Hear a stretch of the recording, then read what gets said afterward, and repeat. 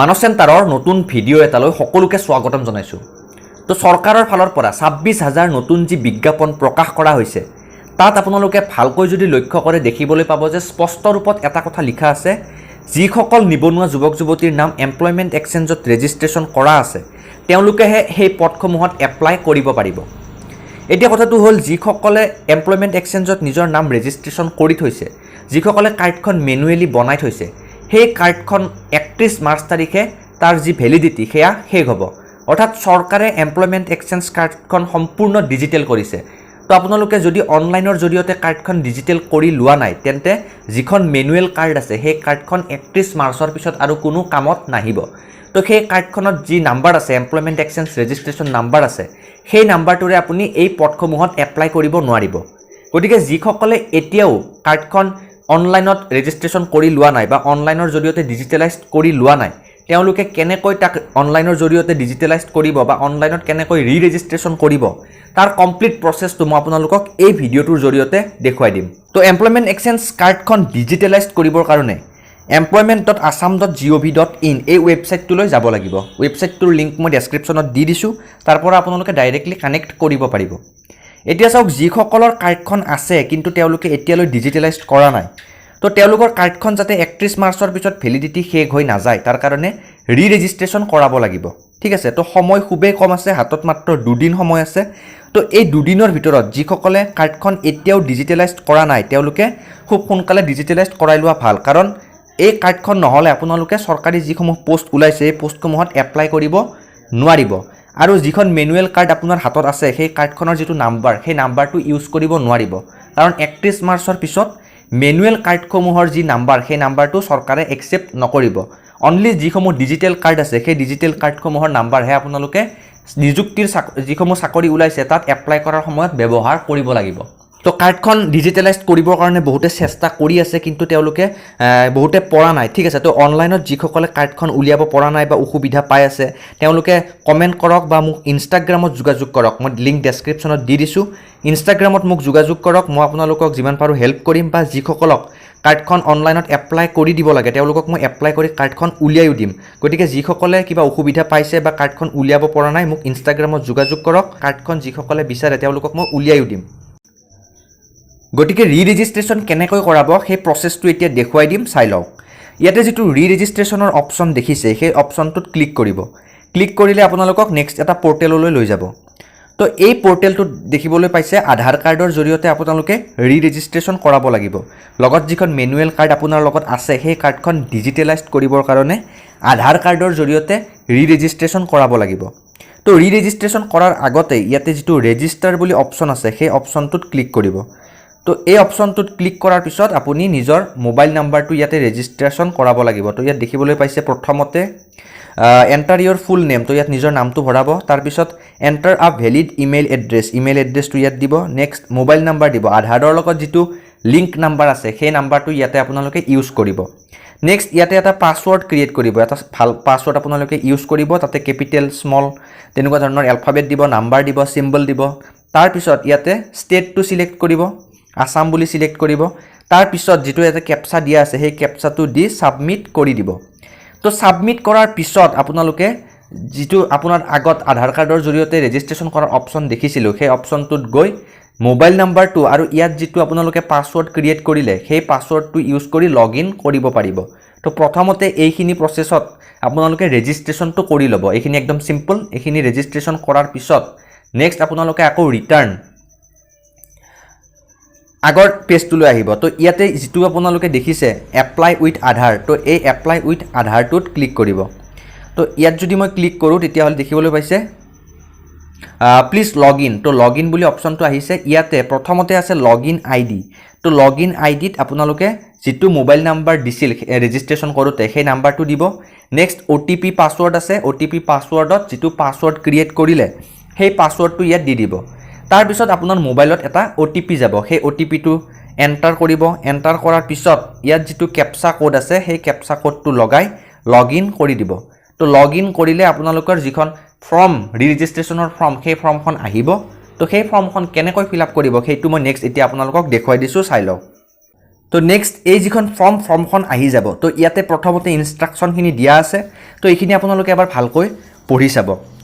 তো ফৰ্মখন fill up কৰাৰ আগতে আপোনালোকক মই ইম্পৰ্টেণ্ট কেইটামান পইণ্ট ইয়াতে কৈ ল'ব বিচাৰিছোঁ যে ইয়াত যিখিনি ডকুমেণ্টছ আপলোড কৰিব লাগে সেইখিনি হৈছে এজ প্ৰুফৰ কাৰণে যিখন মেট্ৰিকৰ এডমিট কাৰ্ড সেইখন দিব লাগিব নেক্সট প্ৰুফ অফ ৰেচিডেঞ্চি তো প্ৰুফ অফ ৰেচিডেঞ্চিত আপোনালোকে পাছপৰ্ট দিব পাৰে বা ভোটাৰ আইডি দিব পাৰে তো এই ধৰণৰ কেইটামান অপশ্যন আহিব সেইকেইটা আপোনালোকে দিব পাৰিব বা মাটিৰ জমাবন্দী নিজৰ নামত যদি মাটি আছে সেয়া দিব পাৰিব তো এইখিনি দিয়াৰ পিছত নেক্সট আছে এডুকেশ্যনেল কোৱালিফিকেশ্যন চাৰ্টিফিকেট তো এডুকেশ্যনেল কোৱালিফিকেশ্যন চাৰ্টিফিকেটত পাছ চাৰ্টিফিকেট আৰু মাৰ্কশ্বিট এইখিনি PDF ফৰ্মত দিব লাগিব বাকিখিনি আপোনালোকে JPG বা ইমেজ হিচাপে দিলেও হ'ব কিন্তু যিখিনি এডুকেশ্যনেল কোৱালিফিকেশ্যন চাৰ্টিফিকেট মেট্ৰিকৰ পৰা আপোনালোকৰ হায়াৰ ডিগ্ৰী বা পোষ্ট গ্ৰেজুৱেশ্যন ডিগ্ৰী যি আছে সেই গোটেইখিনিৰ পাছ চাৰ্টিফিকেট আৰু মাৰ্কশ্বিটখন এটা PDF বনাই ল'ব তো এইখিনি আপোনালোকে ফৰ্মখন ফিল আপ কৰাৰ আগতে ৰেডি কৰি ল'ব নহ'লে আপোনালোকৰ ফৰ্মখন ফিল আপ কৰাত অসুবিধা হ'ব পাৰে তো এডুকেশ্যন কোৱালিফিকেশ্যনৰ এইখিনি PDF কৰি বনাই থ'ব তাৰপিছত আপোনালোকে সহজতে আপলোড কৰিব পাৰিব তাৰপিছত কাষ্ট চাৰ্টিফিকেটখন দিব লাগিব কাষ্ট চাৰ্টিফিকেটখন ফটো উঠাই থ'ব ঠিক সেই ধৰণে যিখন আপোনালোকৰ যদি আৰু কিবা এডুকেশ্যনেল কোৱালিফিকেশ্যনৰ চাৰ্টিফিকেট বা এক্সপিৰিয়েঞ্চ চাৰ্টিফিকেট আছে সেইখিনি আগতীয়াকৈ সাজু কৰি থ'ব তো কি লাগে ইয়াত প্ৰথমতে এইখিনি পঢ়ি চাব নেক্সট আপোনালোকে যিখন ফৰ্ম আছে এই ফৰ্মখন পাই যাব তো ফৰ্মখনত প্ৰথমতে আছে চাওক আধাৰ ডিটেইলছ অফ এপ্লিকেণ্ট তো আপোনাৰ আধাৰ কাৰ্ডৰ ডিটেইলছখিনি ইয়াতে দিব লাগিব তো প্ৰথম আধাৰ কাৰ্ডৰ নাম্বাৰ তাৰপিছত ষ্টেট আসাম হয়েই তাৰপিছত ফুল নেম ইন আধাৰ কাৰ্ডত যিটো নেম আছে সেইটো দিব তাৰপিছত আপোনাৰ মোবাইলত এটা OTP যাব যিটো নাম্বাৰ আধাৰ কাৰ্ডৰ লগত লিংক হৈ আছে সেই নাম্বাৰটোত OTP যাব OTPটো আপোনালোকে পুট কৰিব লাগিব তাৰপিছত চাওক চাৰ্চ ৰেজিষ্ট্ৰেশ্যন নাম্বাৰ তো এইটো আপোনালোকৰ ইয়াতে প্ৰয়োজন নাই তাৰপিছতে চাব যিটো কৈছে যে অলৰেডি ৰেজিষ্টাৰ্ড যিহেতু আপোনাৰ কাৰ্ডখন ৰেজিষ্ট্ৰেশ্যন কৰাই আছে কিন্তু মেনুৱেলি কৰা আছে আপুনি এতিয়া ডিজিটেলাইজড কৰিব আহিছে তো ইয়াতে অফলাইন বুলি দি দিব কাৰণ অফলাইনত অলৰেডি আপোনালোকৰ বনোৱা আছেই নেক্সট চাওক কি কৈছে ডেট অফ ৰেজিষ্ট্ৰেশ্যন তো ডেট অফ ৰেজিষ্ট্ৰেশ্যন আপোনালোকে কাৰ্ডখনত পাই যাব ৰেজিষ্ট্ৰেশ্যন নাম্বাৰ কাৰ্ডখনত পাই যাব এইখিনি শুদ্ধকৈ বহুৱাব তাৰপিছত চাওক টাইপ অফ ৰেজিষ্ট্ৰেশ্যন তো ৰেজিষ্ট্ৰেশ্যন কি কাৰণত কৰিব আহিছোঁ সেইটো দিব লাগিব তো ইয়াত কেইটামান অপশ্যন আহিব digitalise renew from paper based registration card তো আমি যিহেতু যিখন আমাৰ পেপাৰ বেছ ৰেজিষ্ট্ৰেশ্যন কাৰ্ড আছে সেইখন ডিজিটেলাইজ কৰিব আহিছোঁ গতিকে প্ৰথম অপশ্যনটো সিলেক্ট কৰিব ঠিক আছে তো প্ৰফাইল আপডেট কোৱালিফিকেশ্যন আপডেট এইসমূহো কৰিব পাৰি কিন্তু এইসমূহ আপোনালোকে এতিয়া কৰাৰ প্ৰয়োজন নাই যদি কিবা কাৰণত কৰিব লগা হয় কৰিব পাৰে তো মেইন এতিয়া আমাৰ কাৰণটো হ'ল ডিজিটেলাইজ কৰিব লাগে তো প্ৰথম অপশ্যনটো সিলেক্ট কৰিব তাৰপিছত চাওক এপ্লিকেণ্ট ডিটেইলছ তো এপ্লিকেণ্ট ডিটেইলছত প্ৰথমতে আছে নিজৰ নাম তাৰপিছত জেণ্ডাৰ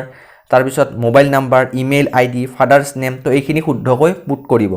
তাৰপিছত চাওক পাৰ্চনেল ইনফৰমেশ্যনত জেণ্ডাৰ আছে পাছপৰ্ট ফটো তো প্ৰথমতে আপোনালোকে এখন ফটো দিব লাগিব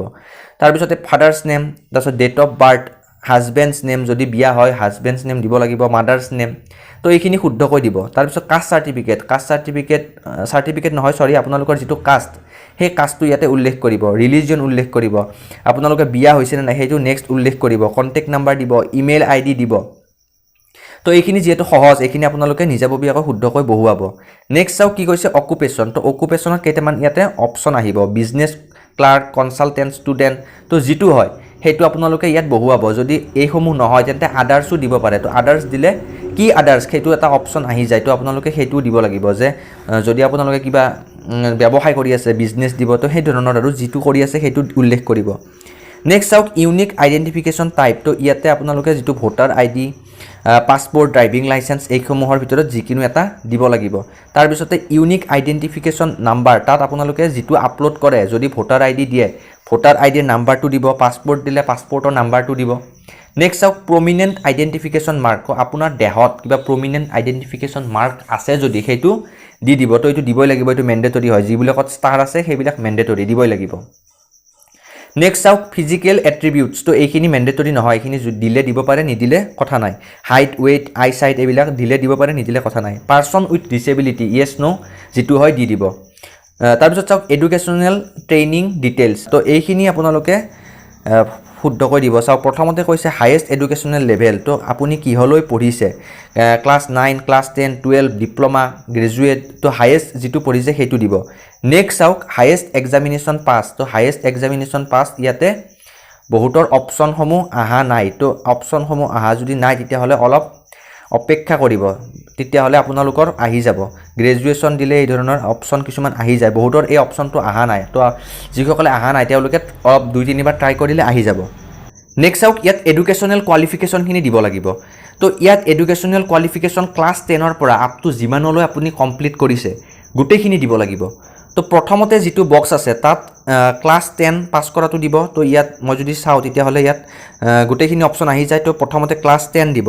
ক্লাছ 10 দিয়াৰ পিছত নেক্সট যিটো বক্স আছে এই বক্সটোত মেজৰ ছাবজেক্ট দিবলৈ কোৱা হৈছে তো ক্লাছ 10ত যেহেতু মেজৰ ছাবজেক্ট নাথাকে গতিকে এইটো দিব নালাগে নেক্সট বক্সটোত আপুনি ক্লাছ 10ৰ আদাৰ ছাবজেক্টখিনি দিব তো ইয়াত গোটেইখিনি ছাবজেক্ট কমা দি লিখি দিব তাৰপিছত নেক্সট যিটো বক্স আছে তাত বৰ্ডখনৰ নাম উল্লেখ কৰিব তো সেবা হ'লে সেবা দিব CBSE হ'লে CBSE দিব তাৰপিছত চাওক ইনষ্টিটিউচন স্কুল যিখনৰ পৰা আপুনি মেট্ৰিক পাছ কৰিছে তাৰ নাম ইয়াতে উল্লেখ কৰিব তো এইখিনি হোৱাৰ পিছত নেক্সট চাওক নেক্সট তলত যিটো বক্স আছে তাত আপোনালোকে দিব লাগিব ডেট অফ পাছ অৰ্থাৎ মেট্ৰিক কোনটো সনত পাছ কৰিছিল সেইটো ইয়াতে দিব লাগিব তো এইটো পাছ সাৰ্টিফিকেটখনত পাই যাব তো সেই যিটো ডেট আছে সেইটো গোটেইখিনি উল্লেখ কৰিব লাগিব তো ক্যালেন্ডাৰ যিটো অপশ্যন আহে ইয়াতে গৈ মান্থ ডেট ইয়াৰ গোটেইখিনি আপোনালোকে দিব লাগিব তো সেই যিটো তাৰিখ সেইটো আপোনালোকে পাছ সাৰ্টিফিকেটখনত পাই যাব তাৰ পৰা চাই দি দিব নেক্সট যিটো বক্স আছে তলত মোবাইলত কৰিলে এই ধৰণে আহে তো ইয়াতে তলত যিটো বক্স আছে তাত ৰেজিষ্ট্ৰেচন নাম্বাৰটো দিব তো ৰেজিষ্ট্ৰেচন নাম্বাৰ ৰেজিষ্ট্ৰেচন যিখন কাৰ্ড আছে তাত আপোনালোকে পাই যাব তাৰ পৰা চাই শুদ্ধকৈ দি দিব তাৰ পিছত নেক্সট বক্সটোত পাৰ্চেন্টেজটো দিব তো পাৰ্চেন্টেজ মেট্ৰিকত যিমান পাইছিল সেইটো দিব তাৰ পিছত please select first division second division third division যিটো হয় এইটো সিলেক্ট কৰি দিব তো এইদৰে আপুনি ক্লাছ 10ৰ পৰা আৰম্ভ কৰি গোটেই গ্ৰেজুৱেশ্যনলৈ গোটেইখিনি দিব লাগিব তো নেক্সট ক্লাছ 12 দিব কাৰণে ইয়াত যিটো প্লাস আছে সেউজীয়া কালাৰৰ যিটো প্লাস আছে তাত ক্লিক কৰিব ক্লিক কৰিলে তলত আৰু এটা আহি যাব ইয়াতে আপুনি আগৰ দৰে এবাৰ ক্লাছ 12 সিলেক্ট কৰিব তাৰ পিছতে সেইদৰে সাবজেক্ট দিব গোটেইখিনি যিখিনি দিব লগা আছে গোটেইখিনি আগৰ দৰে দি দিব তো এইদৰে গ্ৰেজুৱেশ্যনৰ খিনিও দিব পোষ্ট গ্ৰেজুৱেশ্যন যদি আছে তো সেইখিনিও উল্লেখ কৰিব তাৰ পিছত চাওক ইয়াতে কি আছে আদাৰ কোৱালিফিকেশ্যন তো আদাৰ কোৱালিফিকেশ্যনত আপোনালোকে যদি কম্পিউটাৰ সাৰ্টিফিকেট আছে কম্পিউটাৰৰটো দিব পাৰে যদি আপোনাৰ বেলেগ কিবা আৰু কোৰ্স কৰা আছে তেন্তে সেই ডিটেইলছখিনি ইয়াতে দিব পাৰিব তো প্ৰথমতে আপোনালোকে দিব লাগিব সাৰ্টিফিকেটৰ নেম যদি আপোনাৰ কম্পিউটাৰ সাৰ্টিফিকেট হয় PGDCA PDCA যি হয় সেইটো ইয়াতে প্ৰথম বক্সটোত দিব তাৰ পিছতে ইস্যুড বাই কোৰ পৰা কৰিছে সেইটো দিব এমট্ৰন হলে এমট্ৰনৰ পৰা দিব যদি বেলেগৰ পৰা কৰিছে সেই ইস্যু যোনে কৰিছে সেইটো দিব ডিউৰেশ্যন ইন মান্থ তো কিমান বছৰৰ 6 মাহৰ নে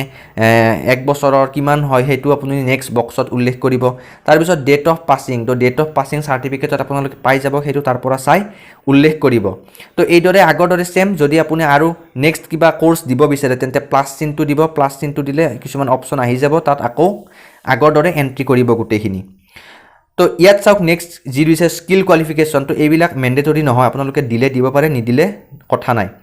নেক্সট চাওক ইয়াতে ওয়াৰ্ক এক্সপিৰিয়েন্স তো যদি কিবা কাম কৰি আছে তাৰ ওয়াৰ্ক এক্সপিৰিয়েন্স এইবিলাক দিব লাগিব তো এইখিনি আপোনালোকে ভালকৈ চাই ল'ব যদি কাম কৰি আছে তেন্তে দিব নকৰিলে দিব নালাগে